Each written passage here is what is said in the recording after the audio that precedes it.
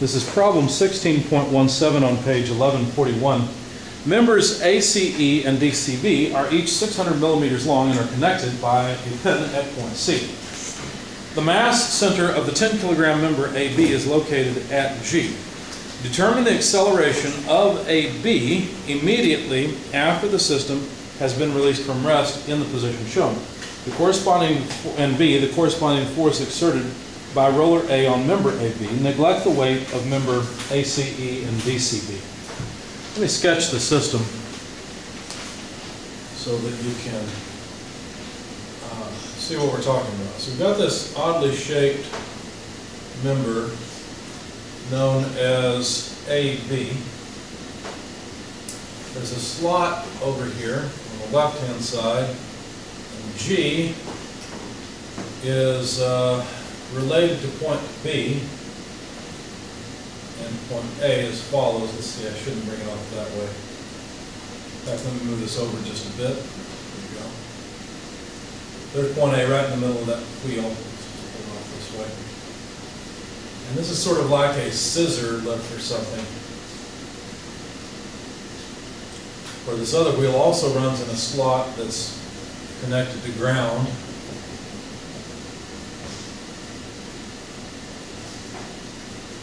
And there's a pivot point over here, labeled D, and this is E, where another arm connects D to B.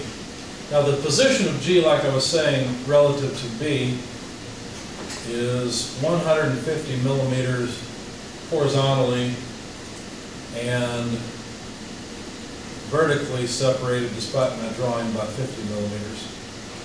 And then it's AB that has a mass of 10 kilograms. It's really just this body. I should probably point to G. But anyway, there we go. The two arms are connected together at point C, and then the angle theta is defined as the angle from horizontal to DB. At this particular time, the time that we're analyzing, the angle theta, let's put it here, is 30 degrees. And the length ACE is equal to the length DCB. In other words, these two arms are the same length, and that length is 600 millimeters or 0.6 meters. I'm going to switch to meters pretty quickly, so let's just do that. I'm going to define this as length L. We're supposed to find the acceleration of AB. How quickly does this thing drop when released from rest? And B, what's the normal force at A? So I'm going to begin with some free body diagrams. In fact, one free body diagram in particular, that is the free body diagram of AB. There's our slot. There must be some normal force at A. Why no horizontal force? Well, we're neglecting friction. Okay, so there's some normal force at A. There is certainly the weight of the body, and then at B there's a force in the horizontal and vertical directions. And this will be equal to a kinetic diagram. Now when I solved this, for some reason, I drew the dynamic forces, one in the correct direction and one in what I would say is not the best direction. But I'll go with what I did before, and you'll see how it can be confusing. Or maybe it won't be, we'll see. I'll put the dynamic force downward, and I typically would use a coordinate system, bless you, positive to the right and positive up. So I kind of broke that rule here. All right, so let's just see how that works out for me. All right, now notice that the direction of the force at B is unknown. You can't look at this DCB member and say, oh, that's a two-force member. No, it's not. There's a connection point at C. And so the force out at B may not lie along that line. Okay? BX and BY, you don't know their direction. You don't know in what direction they act. But we do know something about DCB. We know that it's constrained to pivot about point D. So we know something about the motion of DCB. In fact, let me draw that because it's something that's important. Let me make a quick schematic, or you know what, let me put it right on top. of the drawing so that you can see it. I'm going to change colors. Basically, point D is just pinned to ground, isn't it? And so point B can only move on a circle and therefore must have some tangential acceleration. Now we know that the mechanism begins at rest. So what is the angular speed of DCB at the beginning? So the angular speed, let's see, I'm running out of space. Let me put it here. Omega DCB equals 0. And so do we have any tangential acceleration? No, because there's no angular acceleration, right? Well, no, actually there could be. I'm sorry, I said that backwards. So there can be some tangential acceleration, but there's no rotation. What does that mean for the normal acceleration? Well, the normal acceleration is 0. Why? Because normal acceleration is always, an omega squared r type of term, where r would be the spacing from D to B. Okay? But since that's 0, then that means that the normal acceleration of point B would be 0. All the acceleration of point B must be in that direction. Okay? Make sense? All right. Now, another interesting thing about this is that body AB is constrained to remain horizontal. You can see that from the mechanism. And since it cannot rotate, well, that means that all the points on the body move with the same velocity, with the same acceleration. They always have to have the same velocity, therefore they must always have the same acceleration. I'm going to cheat just a little bit and move B down, or G down just a little bit. And basically what we're saying then is that the acceleration of point G must also be a sub t. Same direction, same magnitude, same everything. So pick any point you like, all points on body AB must have that same acceleration, magnitude, and direction. Now the angle of this acceleration would just be theta, wouldn't it? Because think about it, it's just this tangential acceleration is perpendicular to this line, and so the angle between a vertical line and AT must be the same as the angle between this horizontal line and the line DB. So what I get from that is that the tangential acceleration direction is known. And of course I can break it up into an acceleration in the y direction and an acceleration in the x direction, which is actually the reason I chose this coordinate. In fact, you know what? I think what I did, if I remember right, is this. So let's just assume that's what I did and we'll move on. I forgot to write down the coordinate system. Still my fault. I should have done a better job. All right, so we've got a free body diagram. Let's sum forces in the tangential direction because that will make our lives a lot easier. It doesn't look like it. It looks like summing forces in the vertical and the horizontal direction will be easier. But if I sum forces in the tangential direction, you'll see what happens, and it makes life a lot better. So let's see, what do we have? Well, the normal force acts upward. So basically what I want to do is break that into a component like this and like that. You see? So the tangential direction component of the normal force, well, here's our angle theta again. Well, we need cosine, wouldn't we? As a matter of fact, it's in the negative tangential direction. If this is the positive tangential direction, the normal force has a component in the negative direction, so I would write equals negative normal force at A times cosine theta. Okay, so that takes care of this piece of the normal force. The weight force is similar, except the weight force acts downward, so we'd have plus weight cosine theta, same sort of triangle as we had for the normal force. And then we'd have Bx and By with which to contend. Now By is a lot like the normal force, so it's going to contribute a minus By cos theta. And Bx, well, we're looking for the projection of that vector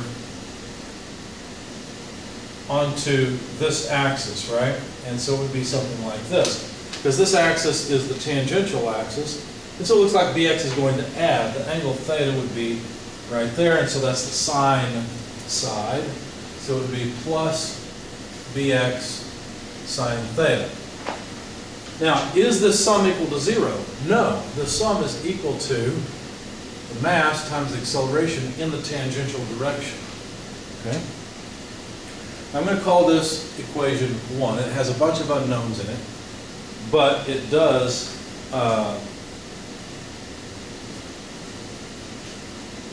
give us a relationship between various things. What else could I do? Well, notice this is a sum in the linear direction, in a linear direction. I chose that direction because I didn't want to bother writing a sum of forces in the horizontal and vertical directions. I wanted to write one sum of force equation and then eliminate all other things. So now I'm going to sum moments. About what point should I sum moments? There are many points to choose from. What I chose is to sum moments about point D. Now, what body am I summing moments on? Well, I had to make another free body diagram because I need to relate what's happening to body AB, what's happening to the scissor portion. And in thinking about it, I realized, so let's see, AB, I realized that I could take a free body diagram of the scissors all together. I really didn't want to deal with point C. I wanted it to be internal. I didn't want to have to worry about the forces there because I really don't care about the forces at C. I do care about the force at A, probably B because I care about how AB moves, and therefore by extension E and D, but I don't care what happens at C. So I decided to set it up this way and write dy dx. Notice that at E there's only a normal force in the vertical direction because it's a roller. At B, I'm going to have equal and opposite forces to what I had on AB. So here's Bx, By, and at A, I will have an opposite, equal and opposite to the normal force at A. Okay? Now, this is the body about which I decided to sum moments, taking counterclockwise as positive about D. Why would I choose that? Well, because of the geometry, I know that NA passes right through D, so it won't have a term. And then all I will have to deal with is NE Bx By. Okay? So if we do that, Bx causes a positive moment about D. I just need the height from here to here. But remember, I called this length L. So the height from here to here, probably use different color. I'm trying to indicate another force.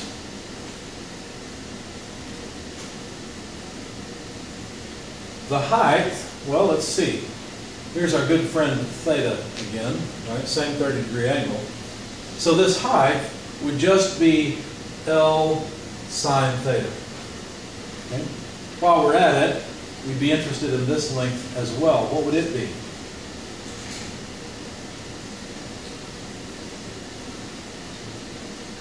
You guys are completely disengaged. What would this length be between D and E? L cosine. It's the other side of the triangle. Okay? So now that I've got my moment arms, the moment arm for Bx, is it L sine theta or L cosine theta?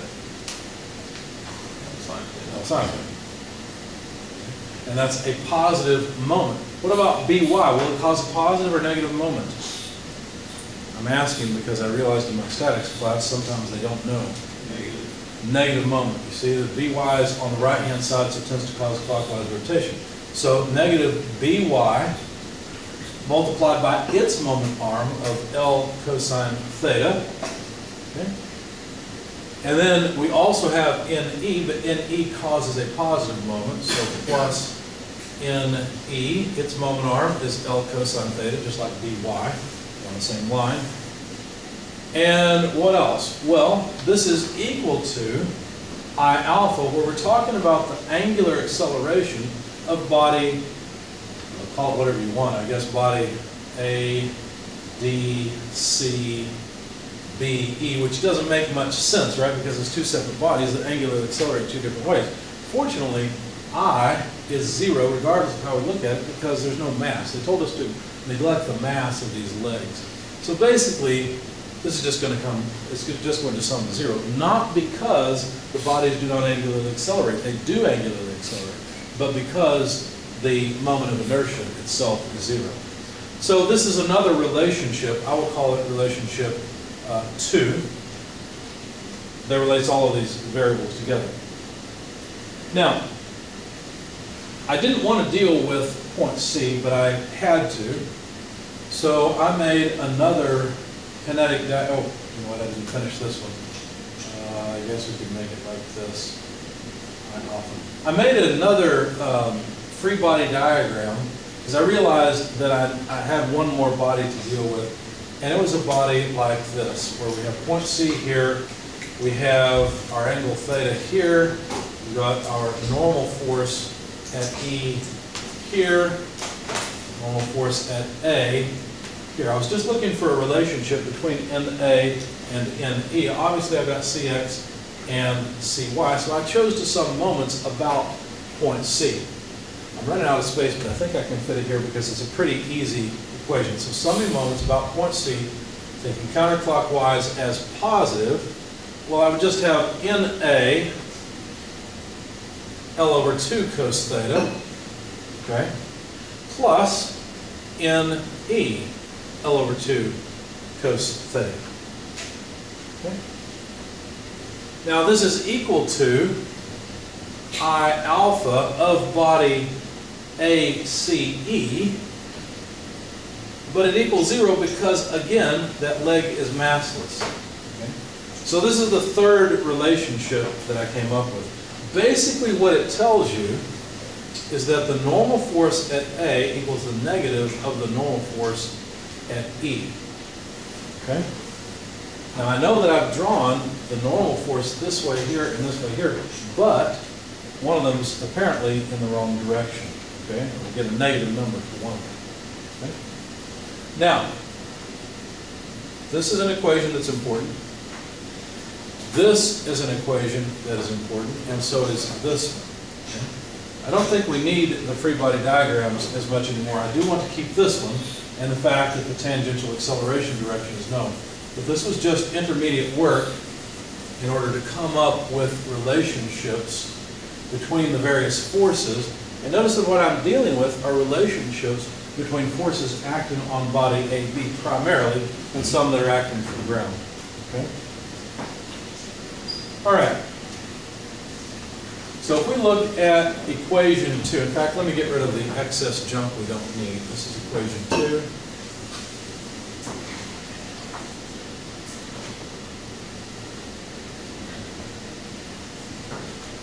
Try another marker. This one's out of ink.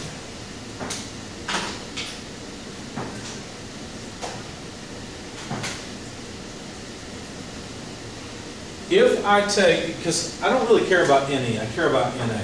If I plug that in here, what would I have? Well, I would just have negative NA. Right, so now I've put this equation in here. That was really the whole point in having this equation. Okay, so I don't need any of that anymore. Because notice NE doesn't appear in this equation. So I've eliminated one of the unknowns. And if I rearrange this just a little bit, I can write negative NA L, well actually the L would drop out, wouldn't it? You can cancel the L in all the terms. So let's just write negative NA cos theta equals, and we'll put all of these terms on the other side. No, not quite, I'm sorry. Let me leave this one with NA. So minus by cos theta equals, we'll move this one to the other side, we get negative bx sine theta. Okay? Now, if we look at equation 1,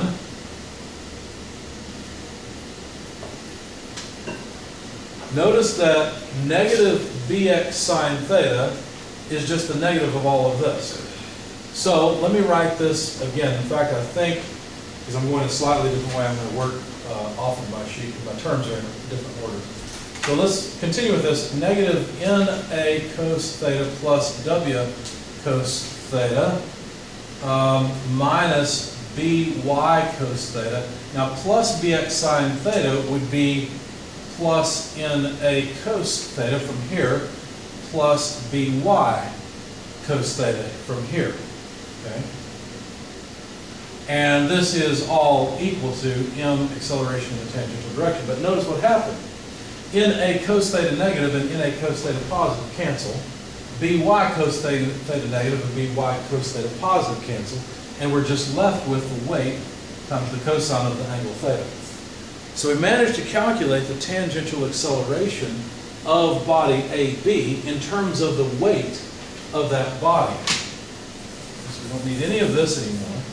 This is what we care about. Notice that weight is, of course, mg. And so we can write that the tangential acceleration is just the weight times the cosine of the angle, is acceleration of gravity times the cosine of the angle theta. So, what are we in metric? So 9.81 meters per second squared cosine 30 degrees gives us a tangential acceleration of about 8.496 meters per second squared. So now we know the magnitude of this total acceleration, 8.496 meters per second squared. That's one of the items they wanted us to find. Now, I don't know if they wanted did they ask for the total or the vertical?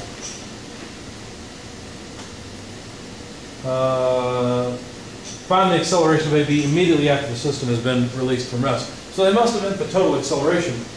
But if you wanted to break it up into vertical and horizontal components, you could do that. So you could get the vertical acceleration of the body if you wanted.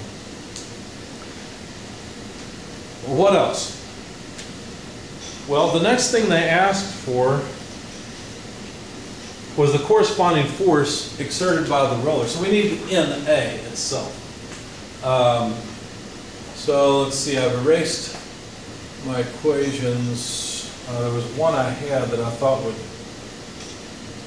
oh, I know what I can do. Again, to make my life easy, I decided to set up another equation for body AB. So for body AB, if I'm interested in the force, couldn't I sum moments about point B taken counterclockwise as positive? If I do that, well, let's see, we'd have negative NAL cos theta. Why? Well, let's see. The distance from here to here, from what? B to A, will be the length L times the cosine theta, because it's just that length that we had before, which was L cos theta. Okay. And then NA is perpendicular to that length, so I can simply multiply NA by L cos theta. But the way I've drawn NA upward, that is in fact a clockwise or negative moment. The only other force that causes a moment is the weight, and so I just need the distance over to the weight, but that's just 150 millimeters, because of course the weight acts through the center of gravity, G. All right? So I'd have plus the weight times 0.15 meters, which is just another way of writing 150 millimeters. Now my dynamic forces come into play, because on the right-hand side of the equation, not only should we have I alpha, of course there's no alpha because it's not accelerating angularly, but you have to take the moment of the dynamic forces. Everything I've done so far is just kind of like a parlor trick. It's sort of a, you could probably have done it, but you would have probably some forces in the horizontal and vertical directions, and it would have been a pain to go through the math. This is the whole reason I chose this example problem.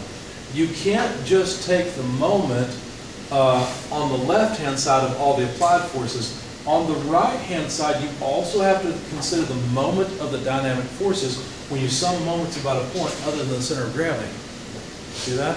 So yes, it's I alpha, because we still need to take into account the angular acceleration of the body, which in our case is 0. But we also have to take the moment of the dynamic forces. All right, so let's see. As long as I'm consistent with my sign convention, I'll be okay. I've taken upward to be negative, downward is positive, so this MAY is going to give me a moment about this point that is a positive moment. So I'll write plus MAY times 0.15 meters. okay, because obviously the spacing between B and G is 150 millimeters. And then the moment of MA in the x direction, which I've somehow erased my x. Now notice that since this dynamic force is above point B, notice that the moment of that dynamic force will be a clockwise moment, and therefore negative. So MAX times the moment arm of 0.05 meters, or 50 millimeters. Okay, so the right-hand side is a little more complicated than what we had to deal with in the past. Of course, we haven't dealt with a sum of moments that has an acceleration before. So let's solve for the normal force at A. So solving for this term, what would we have? Well, we'd have all of the right-hand side, let's see, it's negative, so basically we're going to flip signs on everything. MAX times 0.05 meters minus MAY 0.15 meters. This term would come to the other side, but we're flipping signs on everything, so we'd still be left with plus weight times 0.15 meters. And then divided by the multiplier on NA, L cos theta. Now the length is just the length of one of these, so I guess I could just plug in 0.6 meters for it, because that's the length. Theta is just 30 degrees. Plug that in. Do we know the acceleration in the horizontal and vertical directions? Sure. We've got the total acceleration, so AX and AY are just related to the total acceleration, so let's make that substitution. Let me rewrite it. So we've got the mass acceleration in the horizontal direction would be the total acceleration. Yeah, it's a sub t for the tangential direction, but that's just the total acceleration I had before. And I only need this piece of it, so that's sine theta, you see, times 0.05. I'm going to drop the meters because, of course, the meters will cancel in all the terms. And then for the next term, I'd have minus the mass multiplied by the acceleration in the y direction. Well, the y direction is positive downward. So there's the y direction. And let's see, so that's the cosine side. So acceleration cos theta times 0.15 plus mg times 0.15, all divided by 0.6 cos 30 degrees. Okay? Notice that the mass would come out of all of this, and we could write 10 kilograms multiplied by, I'm going to pull the acceleration out of these two terms. In fact, let me use square brackets because I'm pulling mass out of all three terms, you see. So let me pull out acceleration as well from these two terms, and I'll write 0.05 sine 30 degrees, that's this term, minus 0.15 cosine 30 degrees, that's this term, in my parentheses, so I still have the acceleration multiplied by everything. Okay? And then add to that g times 0.15, and then that ends the parentheses with the mass multiplied, divided by 0.6 cosine 30 degrees. Of course, the acceleration is just 8.496 meters per second squared. The acceleration of gravity is just 9.81 meters per second squared. So what units do I end up with? Well, let's see. Kilograms, meters per second squared, better known as newtons. All right? Plug all this mess into your calculator, and you'll find then that the normal force at A is about 26.3 newtons. Okay? Any questions about all of this?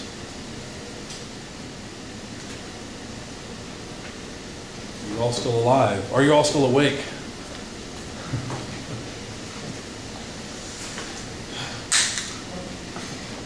Last shot anyway. Any questions about all of this? So that little trick I pulled with changing the orientation of the x and y coordinate system, or axes, really I alpha would be in the opposite direction for a right-handed coordinate system. Fortunately, the body wasn't accelerating, so I should have drawn it in that direction, but it didn't matter because it wasn't used. That little trick was just to get through that part of the problem quicker. and not have to deal with summing forces in the horizontal vertical directions and making it more complicated than it needs to be. Okay? I really wanted to get to this portion so I could show you that you have to take the moment of the dynamic forces as well when you sum moments about a point other than the center of gravity. Okay? Any questions, any comments? All right.